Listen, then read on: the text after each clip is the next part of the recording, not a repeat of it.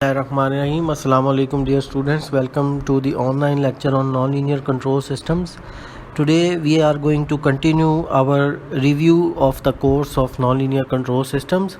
So far we have reviewed 25% of this course in the first part of the review, and in this second part we are going to review the next 25% of the nonlinear control systems course. So we continue our discussion with the boundedness of a solution of a nonlinear ordinary differential equation. Suppose we have a nonlinear ODE which is x dot equal f of x, where f of x is a nonlinear locally Lipschitz function, Lipschitz with respect to x. Also assume that there exists some function from Rn to R, which is basically a function that acts on the state vector and generates a scalar value. And this function is, if this function is continuously differentiable, radially unbounded. Radially unbounded means that if x, if the magnitude of the x goes to infinity, then v of x will also be forced to go to infinity. So v dot of x should be less than or equal to 0. If these conditions are satisfied by some function v of x, then for all x naught, or for all initial conditions, the solution to this nonlinear differential equation exists for all time, and it's bounded. It's not only that the solution exists, but it is also bounded.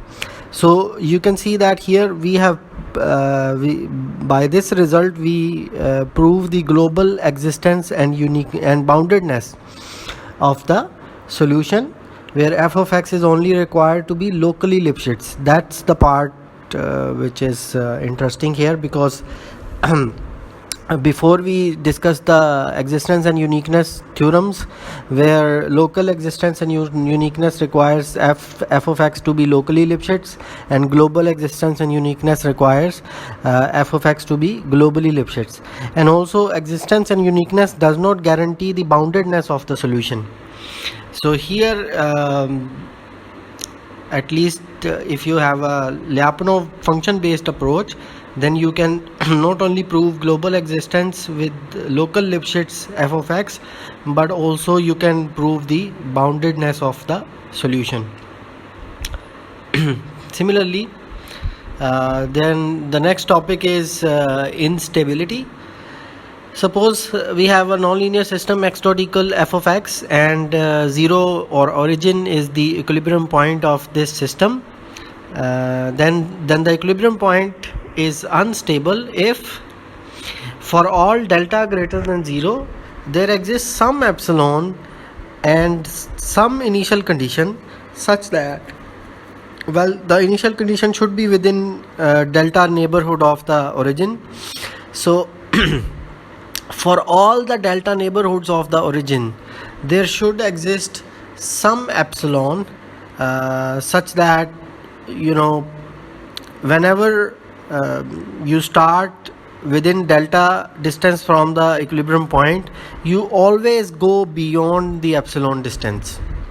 So this definition is basically the converse definition of the stability, where stability you require for all epsilon there should exist some delta, such that if you start within delta you stay within epsilon. And now instability means that for all delta there should exist some epsilon. So no matter how close you start from the equilibrium point, there exists some boundary epsilon that you breach, that you cannot stay within by starting within this delta. So there has to be only one initial condition is enough within this whole region of delta. If there like plenty of initial conditions corresponding to which the solution stays within the epsilon, it does not matter. Even if a single initial condition exists within this delta, but this has to happen for all possible deltas. So within each delta there even a single initial condition is enough, but there like this breach of breach of an epsilon boundary should be true for all possible deltas. So you start within delta and you cannot stay within epsilon. That's the definition of instability. Then characterization of instability. So you cannot characterize instability from its definition, because then you will be trying to plot the trajectories for all possible initial conditions and trying to discover an initial condition which breaches some epsilon, or trying to prove that there is this holds for all possible deltas, and there are infinitely many possible deltas. So we use the theorem to characterize the stability. Suppose we have x dot equal f of x, a nonlinear system where origin is equilibrium point and f of x is locally Lipschitz, which means that the solution does exist and is unique, at least locally around the equilibrium point.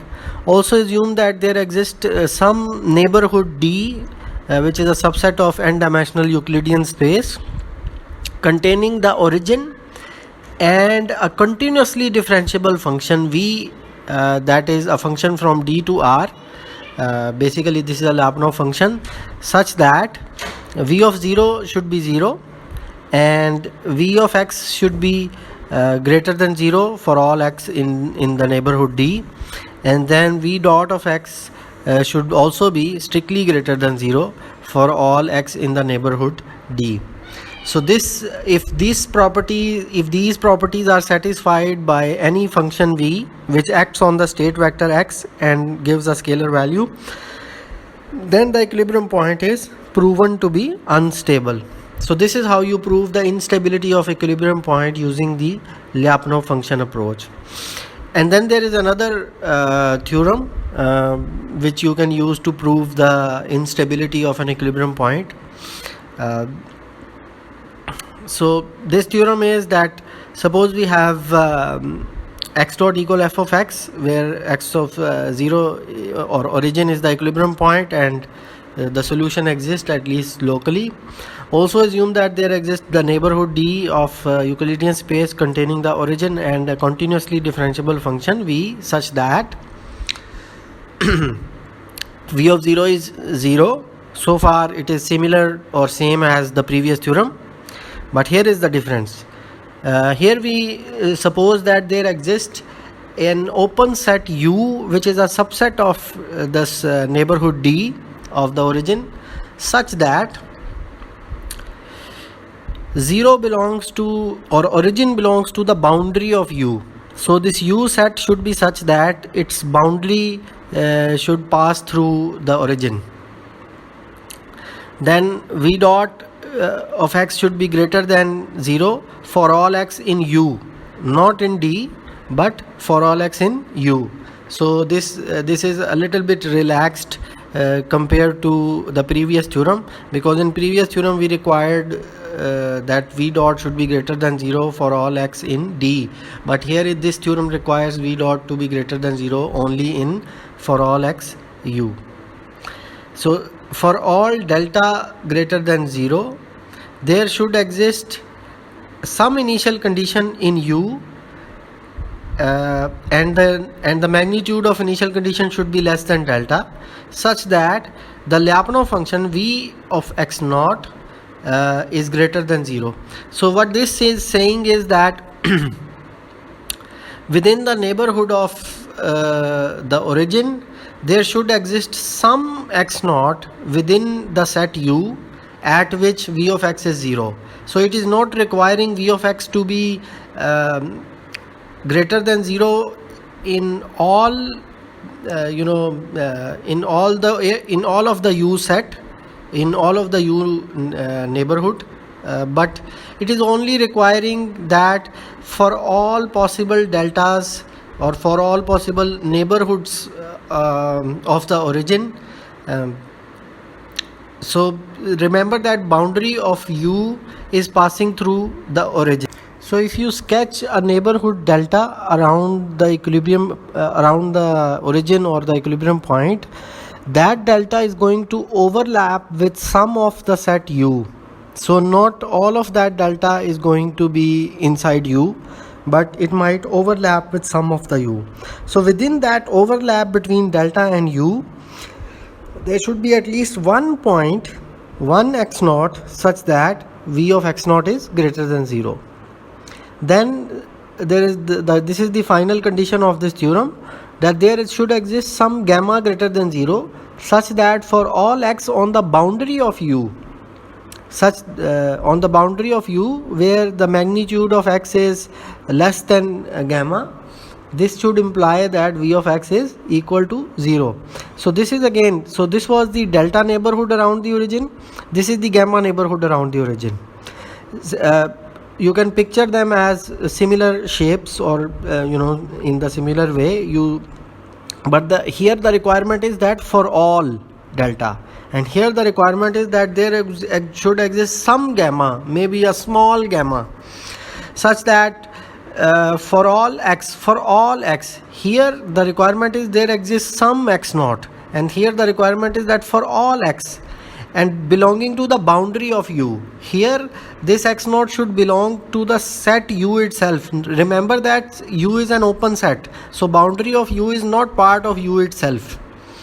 So on the boundary of u, all the so the boundary of u that is passing through the origin, it should have v of x equal 0 in the neighborhood of the origin, like close to the origin, on maybe left or right side of the origin.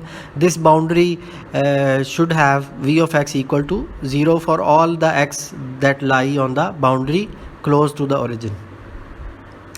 Alright, so then if all of these conditions, like v of 0 is 0, then v dot of x is greater than 0 for all x in u, and then this condition of v of x being positive in the neighborhoods of origin, and v of x being 0 on the boundary of u around the neighborhood of the origin, or if all of these conditions are met, then the equilibrium point is unstable.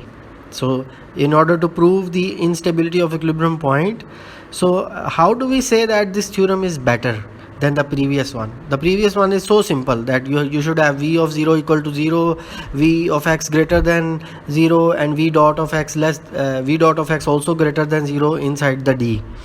So this theorem is better because although these requirements are mathematically, these requirements look very complex, but actually these requirements are a little bit relaxed compared to the requirements of the previous theorem. The previous theorem requires that v of x should be greater than 0 in all of the D region, and v dot of x should also be greater than 0 in all of the D region, which is a strict requirement. And here we are requiring a small very restricted very lenient requirements on v of x and v dot of x compared to the requirements of the previous theorem. So I just want to give you a little bit. So for example, suppose this is the set u, which is the subset of some other set D, and D is the subset of Rn. So inside this subset u, there is another set, let's say neighborhood gamma, or say delta. So in this region delta, so this delta should be drawn like this. So this is the delta, ignore this one. So this is the delta, and inside, so in this overlap between delta and u, there should be some x such that v of x is greater than 0 for that x. In the whole of the overlap, it does not have to be. And similarly, same can be thought of as gamma. So if this is gamma, then this is the origin, this black dot is the origin, and this boundary, this is the boundary of u, which lies inside the set gamma.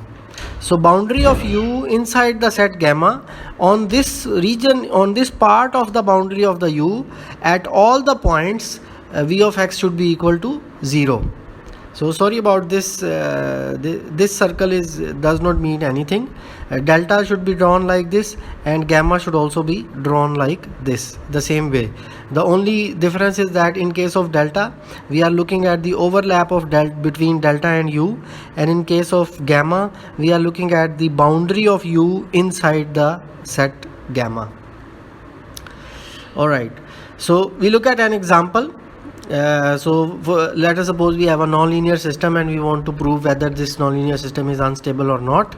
So I will use the second theorem because first theorem is easy to understand, but the second theorem requires an example. So let's suppose that D is equal to the whole of R2. Since this is a two-dimensional system, so Euclidean space involved is the two-dimensional space. So we have a Lyapunov function v of x equal x1 multiplied by x2, and you can see that v dot of x would become x1 into x1 dot, which is x1 square plus x2 square.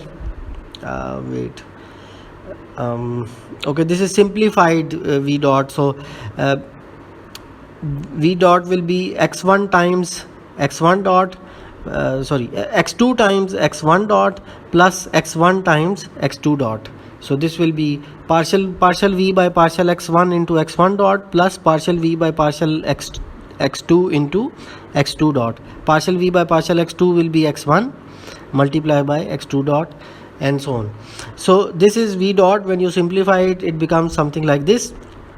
And then now you can take u to be a subset of D, which is, in this case I take u to be x belong to two-dimensional Euclidean space such that x1 is greater than 0 and less than 1, and x2 is greater than 0 and less than 1. So this is basically a rectangle in the first quadrant of the 2D space, and the rectangle is of the you can say rectangle is it's not a rectangle, it's a square. So it's a square of each side of the square is 1 unit. So it's set u is a square, and the boundary of the square, you can imagine that the boundary of the square is passing through the origin, and this is an open set because this is not less than or equal to, and this is also strictly greater than, not greater than or equal to. That is how you know that this set is an open set, not a closed set.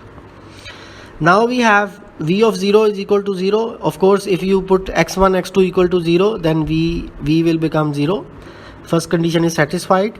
V dot of x is greater than 0 for all x in U. Of course, you can verify that using the equation of V dot and looking at this U set.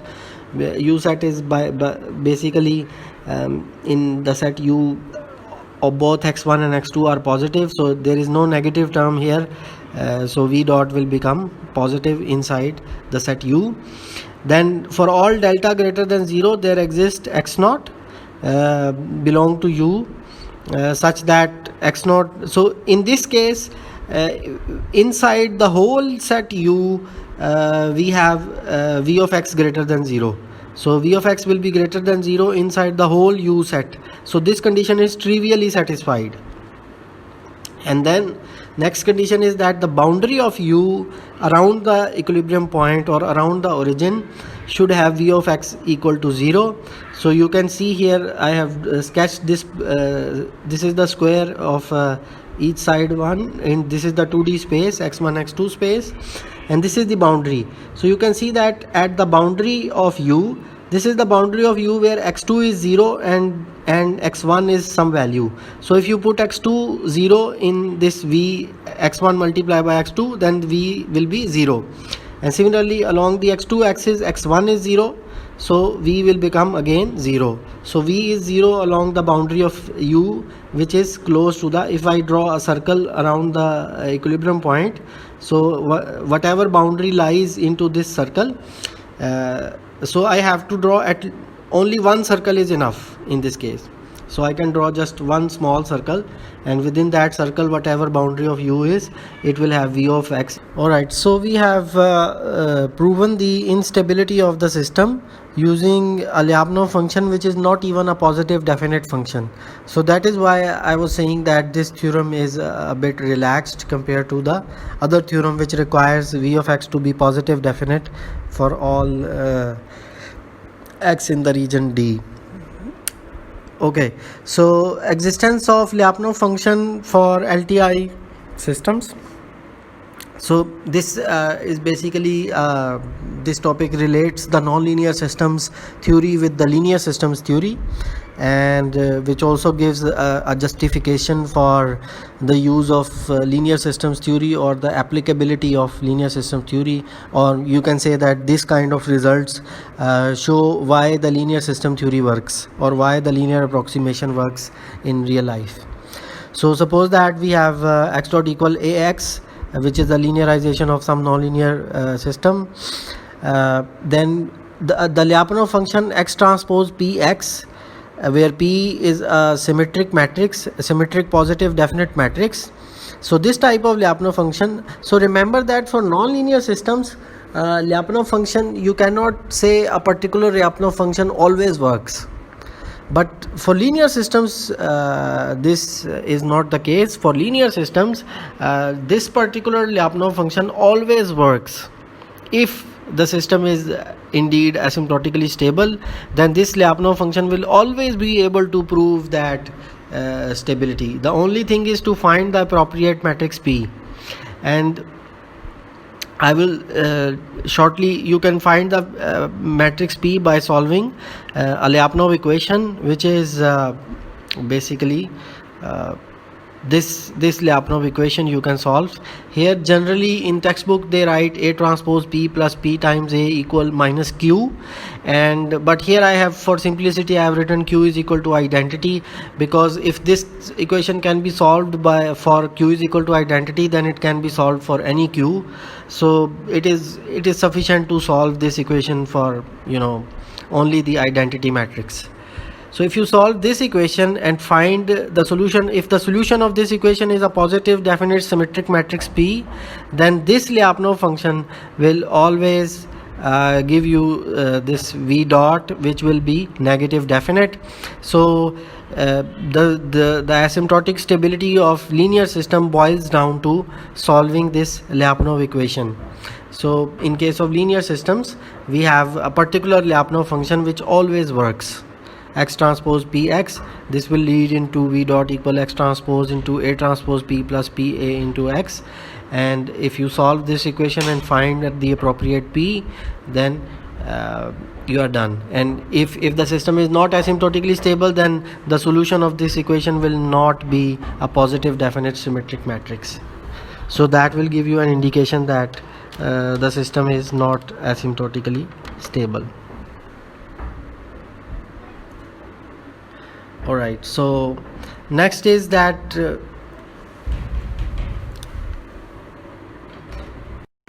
so if you are able to find this P matrix, then V dot will become minus x transpose x, which is negative definite, and the origin is globally asymptotically stable equilibrium point of x dot equal ax. Then next is the characterization of stability with linear approximation. So if you linearize a nonlinear system around an equilibrium point, then that linearization can actually provide information about the stability of the equilibrium point of the original nonlinear system, and we shall see in this theorem how. If the linearization of the system about the equilibrium point has all the eigenvalues with negative real parts, then the equilibrium point is asymptotically stable equilibrium point of x dot equal f of x, which is the original nonlinear system. If the linearization has at least one eigenvalue with positive real part, then xe is unstable equilibrium point of the nonlinear system.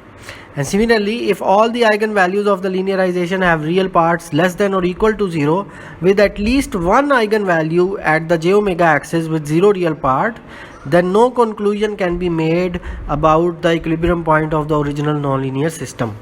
So remember that if the system is originally linear system, then this would lead to stability in the sense of Lyapunov, but not for the non-linear systems. So if you are linearizing a non-linear system and the linearization has this case, then no conclusion can be made about the original non-linear system. But if there is an eigenvalue on the right half plane, or if all the eigenvalues are in closed in open left half plane, then you can conclude about the stability of the equilibrium point of original nonlinear system, at least in the neighborhood of the equilibrium point locally, that whether it's asymptotically stable or unstable. Alright, so here is an example. So suppose that you have x dot equal f of x, and you linearize this system and obtain x dot equal a of x. Then if all the eigenvalues of a are in open left half plane, so none of the eigenvalue is on the j omega axis, then the system original equilibrium point of this nonlinear system is asymptotically stable. If there is at least one eigenvalue which is on the j omega axis, then no conclusion. Similarly, if there is at least one eigenvalue which is on the right side of the j omega axis, then this is unstable, the original nonlinear system. And similarly, if there are more than one eigenvalues on the j omega axis and all other eigenvalues are on the left half plane, again no conclusion. So these are the examples to give you an idea how linearization can tell about the stability of nonlinear system equilibrium points. The next topic is Newton-Raphson method. Newton-Raphson method is discussed in this course because it is used to solve nonlinear algebraic equations in general. So we want to solve a nonlinear algebraic equation y is equal to h of x, where h is a differentiable function of x. So the solution to this is that we build a sequence xk such that xk converges to a point x star, where x star is the solution of y is equal to h of x. So how do we build such a sequence? So this is the method proposed by Newton-Raphson. You start with any x value and you find the next value by adding minus partial h by partial x evaluated at this point, and take its inverse and multiply it by h of x evaluated at x of k minus y. So in general, this Newton-Raphson method is also used in navigation. In navigation, what we have is the sensor value y, and we also know that how sensor is a function of the state vector, and we want to find the actual value of the state vector which results into this sensor value. So what happens is that we can use Newton-Raphson method and do these iterations, and this will give us by using the value obtained by the sensors, you can predict the value of the state vector that have resulted into that sensor value. We can find the solution to the algebraic equation as long as h is differentiable and its derivative is invertible. So if h is not differentiable, partial h by partial x will not be possible, and if its derivative is not invertible, then this inverse will not be possible. So in order to enable the Newton-Raphson method, you have to have this condition satisfied. Alright, so then the next topic is exponential stability. The origin of x dot equal f of t comma x is exponentially stable if for all t greater than 0 there exists some sigma, some gamma greater than 0 and some n less than infinity, such that number 1, for all x in the neighborhood or in the open ball around the origin of radius sigma, the solution x of t, t naught, x naught exists for all time and it is unique. So first condition of course is existence and uniqueness of solution at least locally around the equilibrium point, and then the next condition is that the solution, the magnitude of the solution should be upper bounded by some constant, finite constant n times the initial condition magnitude times the exponential curve with some decay rate gamma into T minus T naught. So this gamma can be chosen arbitrarily, because and sigma can also be arbitrarily small or large, whatever works. So sigma and gamma, we only need at least one sigma or at least one gamma, such that the solution is upper bounded by an exponential curve of this type. So if the solution of the differential equation is upper bounded by an exponential curve, the solution itself does not have to be exponential. So it could be something like which goes up and down and finally converges, but it has to have an upper bound which is exponential. So this is very important point. Solution itself can be exponential, but it does not have to be exponential curve. So but it just has to have an upper bound that is an exponential curve. So if the constant gamma, sigma and n can be chosen independent of the initial condition, then the origin is uniformly exponentially stable. So uniform exponential stability or uniform asymptotic stability or uniform stability means that the stability or asymptotic stability or exponential stability is independent of the initial condition. So this term is used for time varying systems. The systems that in which the dynamics explicitly depend upon time. If the system is time invariant, then uniform the stability is automatically uniform. Okay, so uniformly exponentially stable is this term is used for time varying systems. Alright, so solution must have an exponential upper bound. This is the requirement of exponential stability, and of course this definition is not used to calculate the stability. In order to determine the exponential stability, we use the Lyapunov function approach, as we do for the other types of stability. Suppose that the origin is an equilibrium point of x dot equal f of x t comma x, where f is locally Lipschitz in x and piecewise continuous in t, which means that the solution exists and is unique at least locally around the equilibrium point. Then a sufficient condition for the origin to be uniformly exponentially stable is that there should exist some Lyapunov function and constants alpha, beta, gamma are greater than 0, such that for x in the ball of radius r around the origin, we have v of x upper and lower bounded by two positive definite functions. Alright, so upper and lower bound. So for simple asymptotic stability, we just need v of x to be positive definite, but here the condition is a little bit strict, that it should be lower bounded by a positive definite function and upper bounded by another positive definite function. So this requirement is a little bit strict compared to the requirement by asymptotic stability or simple stability in the sense of Lyapunov.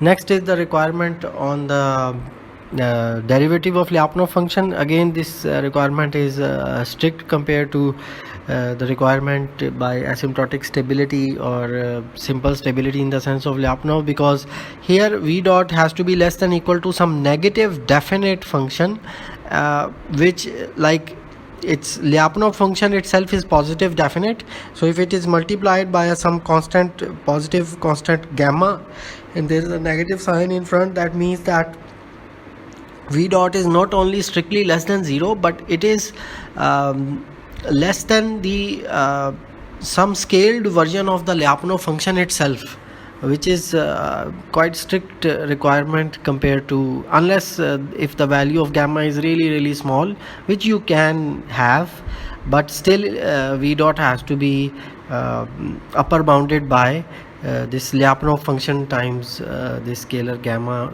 with a negative sign. So exponential stability and linearization. So exponential stability can also be determined using the linearization other than the Lyapunov function based approach. So consider a time invariant differentiable system x dot equal f of x with origin the equilibrium point. Then this origin is exponentially stable if and only if all the eigenvalues of the linearization matrix A have negative real part. So earlier we saw that if eigenvalues of A have negative real part, then the original nonlinear system equilibrium point is asymptotically stable.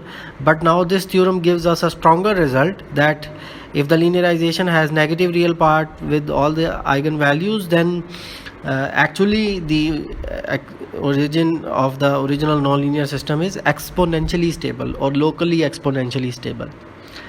So this theorem actually leads to a couple of fundamental results that are very, very useful for justifying the linear systems theory. The first corollary for this theorem is that consider a control system x dot equal f of x comma u, where f of 0 comma 0 is an equilibrium point of the system, and x is an n cross 1 vector and u is m cross 1 vector. Suppose that f is continuously differentiable, and define the A matrix to be partial f by partial x evaluated at the equilibrium point, and matrix B to be partial f by partial u, the Jacobian of f with respect to u, and this is Jacobian of f with respect to x, and then evaluated at equilibrium point. Then there exists a continuously differentiable feedback alpha, from which is a function of state vector, which means that it is a full state feedback, where the feedback law is 0 at the origin, such that the origin is an exponentially stable equilibrium point of this feedback control system, if and only if AB is a stabilizable pair of matrices. So controllability and stabilizability is mostly discussed in linear systems theory class. Controllability is basically if a certain matrix has a rank n, then the system is controllable, which is called controllability matrix. The definition of controllability is like if you are able to drive your state vector from any initial condition to any final condition in finite time using finite piecewise continuous control, then your system is controllable. And if all the uncontrollable parts of the system are asymptotically stable, then your system is stabilizable.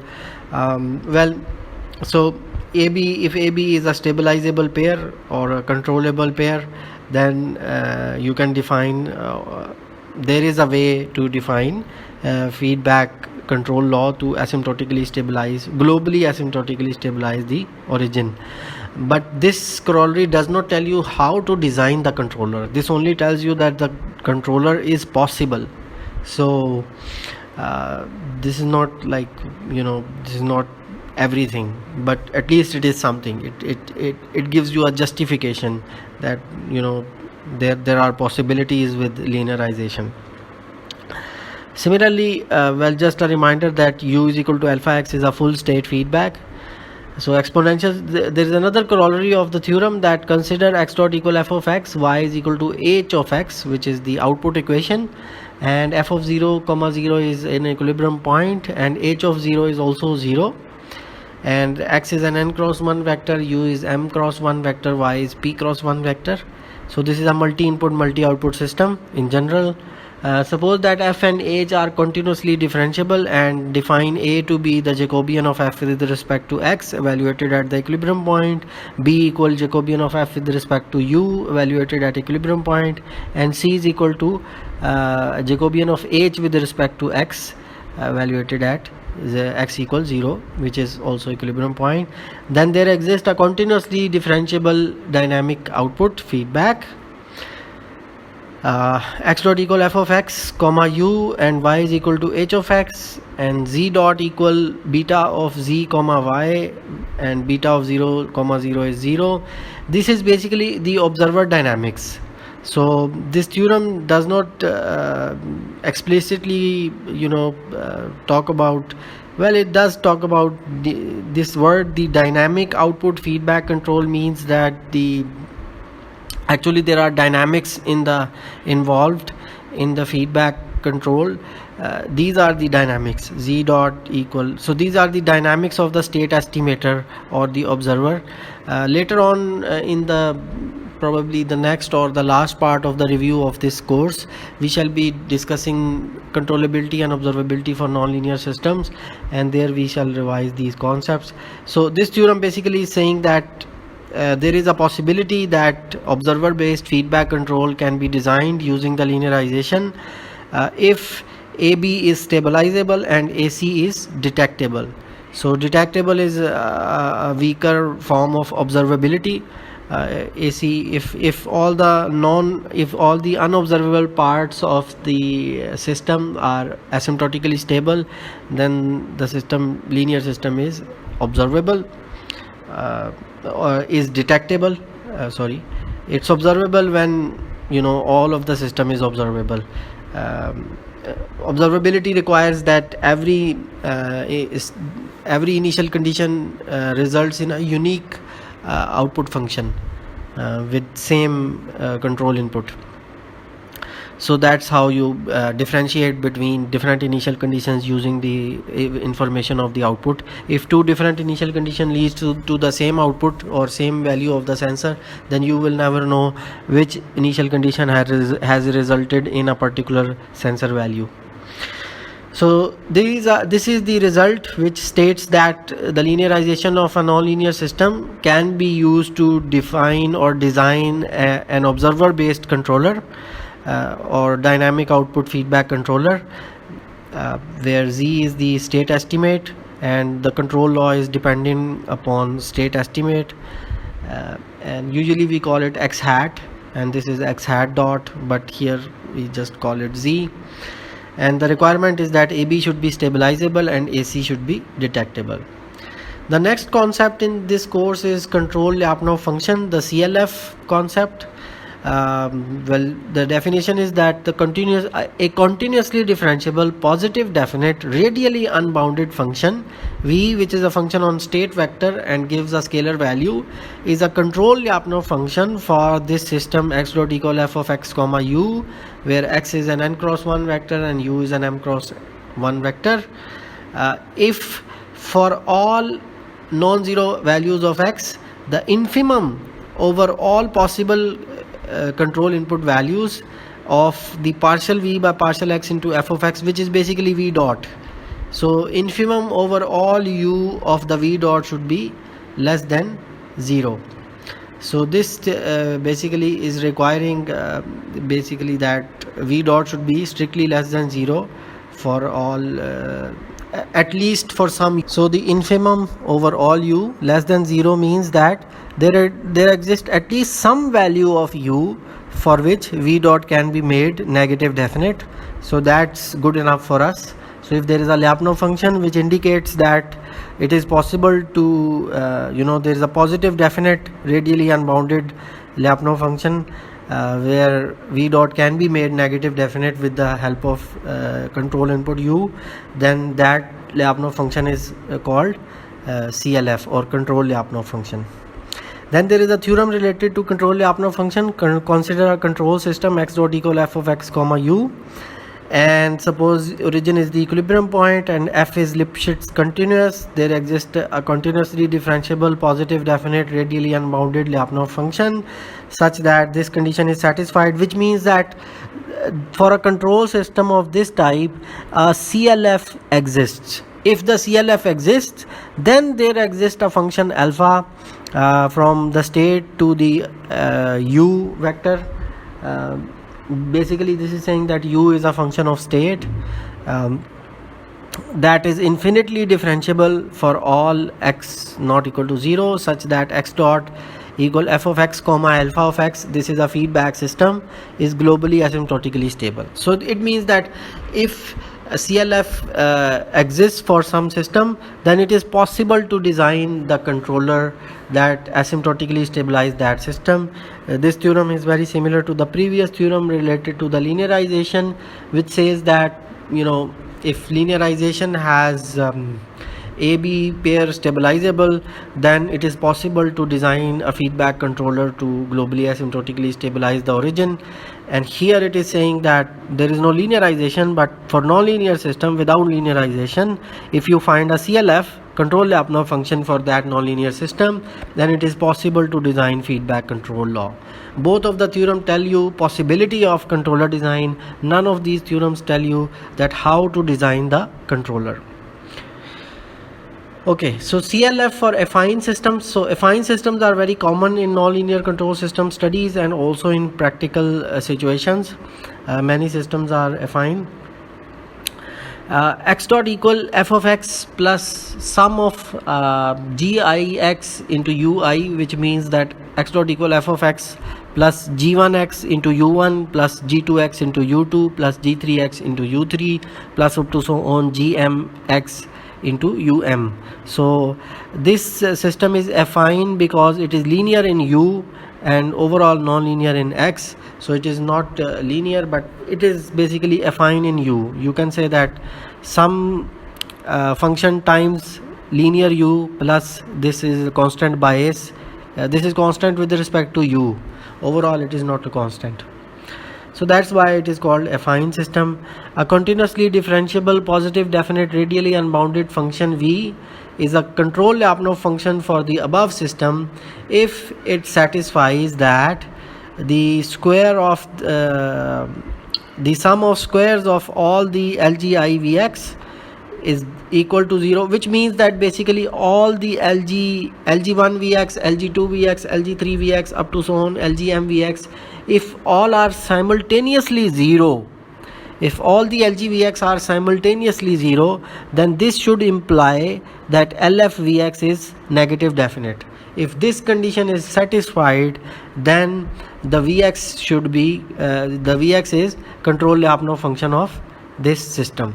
So we have for affine systems the CLF condition, which was the original CLF condition was that infimum over all u of the V dot should be negative definite, but that has been translated for affine systems into this condition that if all the Lie derivatives of Lyapunov function with respect to gi of x are simultaneously 0, then this should imply that Lie derivative of Lyapunov function with respect to f is negative definite.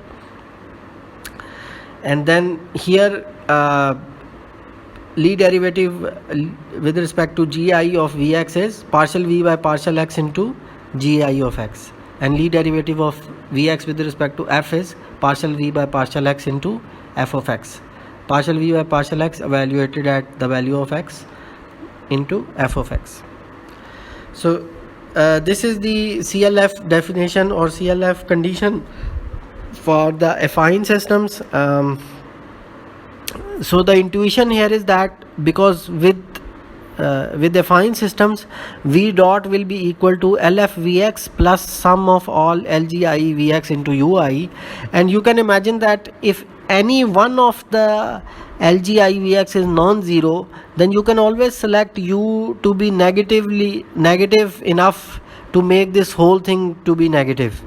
You can make u V dot to be negative using the value of u, but if all the LGVx are simultaneously 0, then u has no hold over the value of V dot.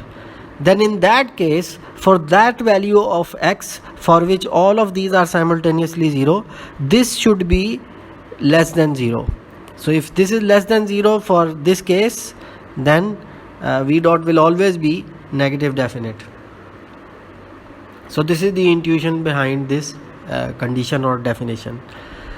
So values of x at which you cannot make V dot less than 0, LFVx must do the job. Then there is an example that you consider a nonlinear system where this is x1 dot, this is x2 dot. x1 dot is x1 cube plus cos of x2 plus x1 x u1, and x2 dot, this is a typo here, x2 dot is equal to x2 cube plus sine of x1 plus x2 u2. And then here the this is the f of x. X1 dot is the terms in the x1 dot without u, that is the first element, and terms in the x2 dot without u are the second element of f of x. G1 of x is all the multiplications of u1 in the x1 dot and x2 dot. In x2 dot u1 does not appear, so g1 is 0 there, and in about u2 does not appear in x1, so 0 here, and in x2 dot u2 appear with the coefficient x2, so here g2 is 0 and x2. Then we consider the Lyapunov function, usual Lyapunov function that we consider in this course, 0.5 into x1 square plus 0.5 into x2 square. This gives us v dot of the following form, and here you can see that this is Lg1 is x1 square and Lg2 is x2 square, and then the condition of Lg1 plus Lg2 whole square, or you can say that Lg1 square plus Lg2 square. So this condition should be written as Lg1 square plus Lg2 square. In this case this is a mistake, so this is Lg1 square plus Lg2 square, not Lg1 plus Lg2 whole square. So that would become like x1 to the power 4 plus x2 to the power 4, and this is only 0 when both x1 and x2 are 0, and there is no other way to make this 0. So the condition is trivially satisfied. V of x is CLF regardless of the value of f of x in this example. In another example there might be condition where this whole expression is 0 for non-zero value of x, and if such case occurs, then for all those non-zero values of x for which this expression becomes 0, for all those values vf as LF Vx, this part of the v dot should be negative definite. This is LF Vx, solely derivative of v with respect to x should be negative definite for all the values of x for which all the Lgi Vx are simultaneously 0. So the next topic for today's review is Sontag controller. Sontag controller is a control that is a control design which uses the CLF of an affine system. Suppose that we have a Lyapunov function v from Rn to R is a CLF of the single input system. This is a single input affine system, x dot equal f of x plus g of x into u, where f of 0 is equal to 0, which means origin is an equilibrium point, and both f of x and g of x are at least Lipschitz continuous. Then this control law alpha sub s, as this s is for Sontag, so alpha Sontag of x is equal to minus LF Vx plus square root of LF Vx whole square plus Lg Vx to the power 4 divided by Lg Vx whenever Lg Vx is non-zero, and this control law is 0 whenever Lg Vx is 0. So this is the definition of the control law, and this is the Sontag controller. All you have to do is find a CLF for the affine system, and once you find the CLF, then the control design is straightforward. You just plug in the LF Vx and Lg Vx into this formula, and you have the controller that makes the system asymptotically stable around the equilibrium point origin. So this control law results in v dot equal this quantity, which is strictly negative for all non-zero values of x. And there are some other continuity properties of this control law proved by the Sontag, which we are not going to discuss in this lecture, because this is a review lecture, not the lecture on Sontag controller.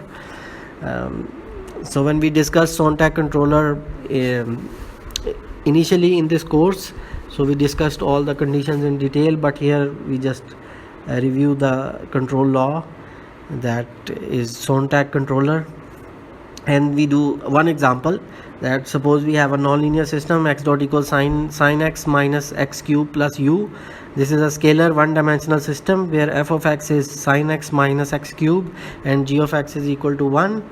And then let's suppose we have v of x equal 0.5x square, and we need to check that if v of x is indeed a CLF or not. So you calculate LF Vx, which is x times sin x minus x cube, and you calculate Lg Vx, which is x times 1, and you see that LGVX actually is x itself, so LGVX is not 0 unless x becomes 0. So trivially this v of x is indeed a CLF. So since it is a CLF, then we have LFVX plus LFVX square plus LGVX to the power 4 divided by LGVX whenever LGVX is non-zero, and 0 whenever LGVX is 0. So this is the control law that can make the origin of this nonlinear system asymptotically stable. Very simple, straightforward, as long as you are able to find a CLF for the system.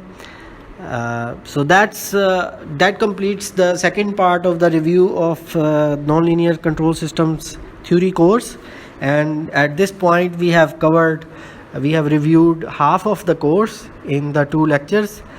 Before I conclude, I just briefly go through the whole lecture in a couple of minutes that we have discussed today in this second part of the review of nonlinear control systems theory course.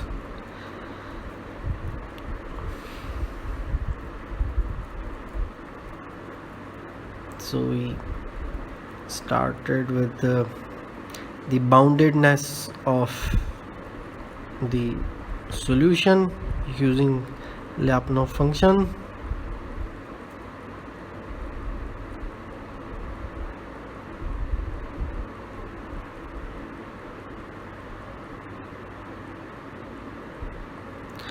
Alright, so here this is the starting point of today's lecture. We looked at how Lyapunov function can be used to prove the boundedness and existence of solution, and it requires the f of x to be only locally Lipschitz, whereas boundedness is global. And then instability, we looked at the definition of instability. Instead of having for all epsilon there exists some delta, we have for all delta there exists some epsilon, so that the solution is guaranteed to exceed this boundary of epsilon at some time t equal capital T. There will exist some capital T at which this will exceed.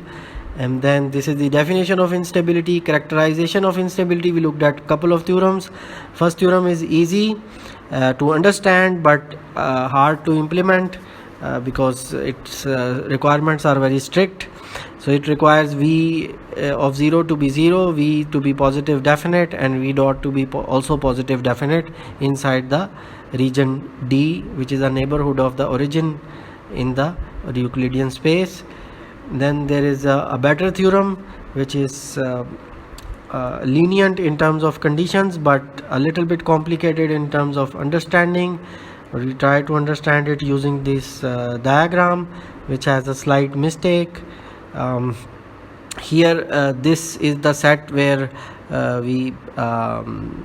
this is the gamma and the delta both itself. There is no delta here. So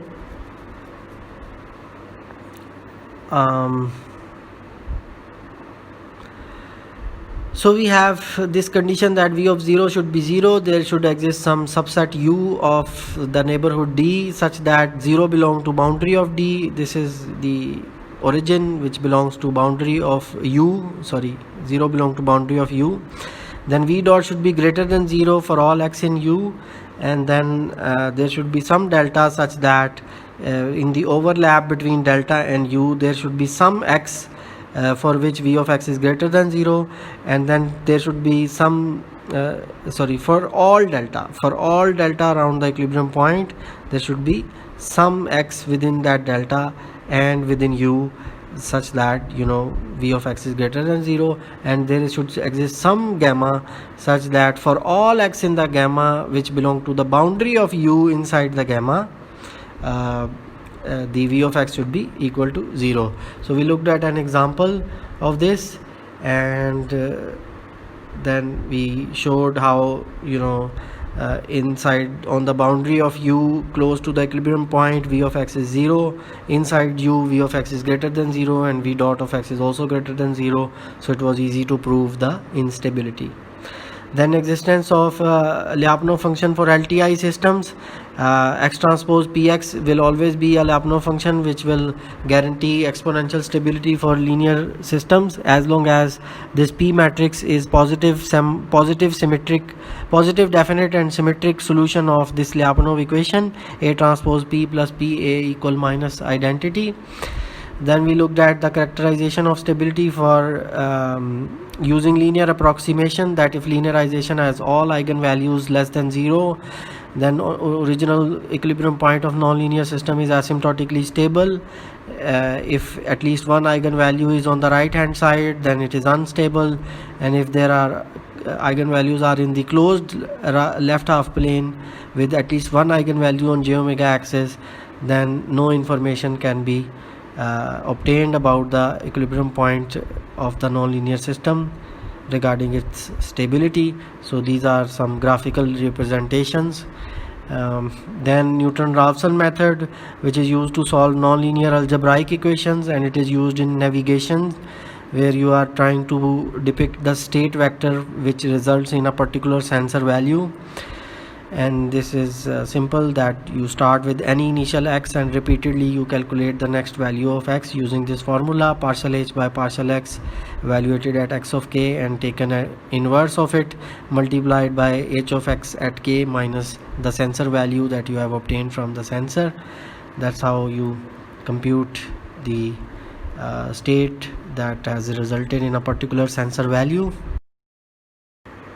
Next is exponential stability. The origin is exponentially stable if the solution of the differential equation exists in the neighborhood of equilibrium point, and if this solution can be upper bounded by some exponential curve. Here I repeat an important point, that the solution itself does not have to be exponential. It could be exponential and it may not be exponential, but it has to have an upper bound which is exponential. So if the solution does have an upper bound, an exponential upper bound, then the origin of this system is exponentially stable, and if the upper bound does not depend upon the initial condition, then it is uniformly exponentially stable. This definition is very good in understanding exponential stability, but calculation of exponential stability is done using the Lyapunov approach, where we look for the Lyapunov function which is upper and lower bounded by two positive definite functions, and v dot is also upper bounded by this Lyapunov function times a scalar value gamma with a negative sign. So this is a strict this is a difficult way of proving exponential stability, but an easier way is just to find the linearization of the system, and if the linearization has all the eigenvalues in the left half plane, then the original equilibrium point of the original nonlinear system is exponentially stable. Then this result has a corollary where it is stated that if AB of the linearization are stabilizable, then it is possible to design a full state feedback control law for the nonlinear system. And then also another corollary which states that if AB is stabilizable and AC is detectable, then it is possible to design an observer based dynamic output feedback control for the nonlinear system. Then so this is theorems are only stating the possibilities, not telling you how to design the feedback or dynamic output feedback or full state feedback control. Then there is a definition of CLF where it is required that v dot of x we should be able to make v dot of x strictly less than 0 by using at least some value of u should exist which is able to make v dot less than 0, and if a CLF exists for some system, then it is possible to design a full state feedback controller for that system that will make the equilibrium point exponentially stable or globally asymptotically stable. Then CLF for affine systems requires that if all the Lie derivative with respect to gi of x are simultaneously 0, then Lie derivative with respect to f should be negative definite, which the intuition is that whenever u is unable to make v dot negative definite, then LF Vx should do this job. Then there is next is an example of CLF, where we look at a system, we define Lyapunov function, and we look at LGVX, which becomes only 0 when x itself is 0. So that means that this Vx is trivially CLF regardless of whatever f of x is. And then there is Sontag controller, which states that, if you find a CLF for some affine system, then the controller design is very straightforward, and this controller guarantees asymptotic stability, actually with the quite largest provable region of attraction. And this theorem is stated for a single input system, but actually Sontag did prove this theorem for multi-input system as well.